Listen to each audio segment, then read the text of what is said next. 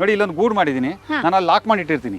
Okay, ಇದು ನೀವು ಮಾಡ್ಕೊಂಡಿರೋ ಶೆಡ್ ಕೋಳಿಗೆ. ಓಕೆ, ಸೊ ಸುಮ್ಮನೆ ನಾನು ತೋರಿಸ್ತೀನಿ.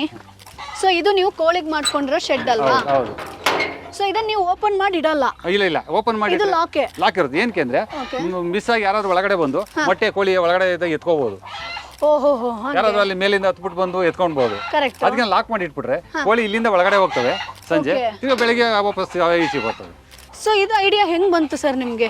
ನಾನು ಯೋಚನೆ ಮಾಡಿದೆ ಮೇಡಮ್, ನಾನು ಡೋರ್ ಓಪನ್ ಮಾಡಿಟ್ರೆ ಯಾರು ಬೇಕಾದ್ರೂ ಒಳಗಡೆ, ನಾನು ಎಲ್ಲರೂ ಹೋಗಿದ್ರೆ ಯಾರು ಬಂದು ಮೇಲೆ ಹತ್ಬಿಟ್ಟು ಬಂದು ತಗೊಂಡೋಗ್ಬೋದು, ಮೊಟ್ಟೆ ತಗೊಂಡ್ಬೋದು, ಕೋಳಿ ಹಿಡ್ಕೋಬಹುದು. ಈ ತರ ಯಾಕೆ ಐಡಿಯಾ ಮಾಡಬಾರ್ದು ಅಂತ ಮಾಡಿ ಇಲ್ಲಿ ಮಾಡಿದ್ರೆ ಯಾರು ಹೋಗಕ್ಕಾಗಲ್ಲ ಒಳಗಡೆ, ಕೋಳಿಗಳು ಮಾತ್ರ ಹೋಗ್ತವೆ ಒಳಗಡೆ, ಮೊಟ್ಟೆ ಇಟ್ಕೊಂತವೆ, ತಿರ್ಗಾ ಬೆಳಿಗ್ಗೆ ವಾಪಸ್ ಅವೇ ಬರ್ತವೆ, ನನಗೆ ಬರೋ ಅವಶ್ಯಕತೆ ಇಲ್ಲ.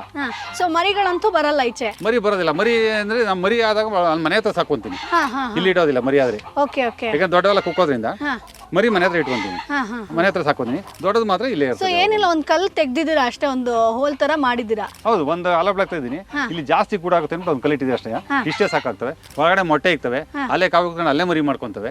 ಈಗ ನೋಡಲ್ಲ ಟೋಟಲ್ ಎಲ್ಲ ಹಂಗೆ ಬೇರೆ ಯಾರಿಗೂ ಕೋಳಿ ಕದಿಯಕ್ಕೂ ಆಗಲ್ಲ, ಕೋಳಿ ಮೊಟ್ಟೆ ಏನು ಕದಿಯಕ್ಕಾಗಲ್ಲ. ಆ ತರ ಸೇಫ್ಟಿಗೋಸ್ಕರ ಈ ಐಡಿಯಾ ಮಾಡ್ಕೊಂಡಿದ್ದೀನಿ. Boss Vala, B the boss.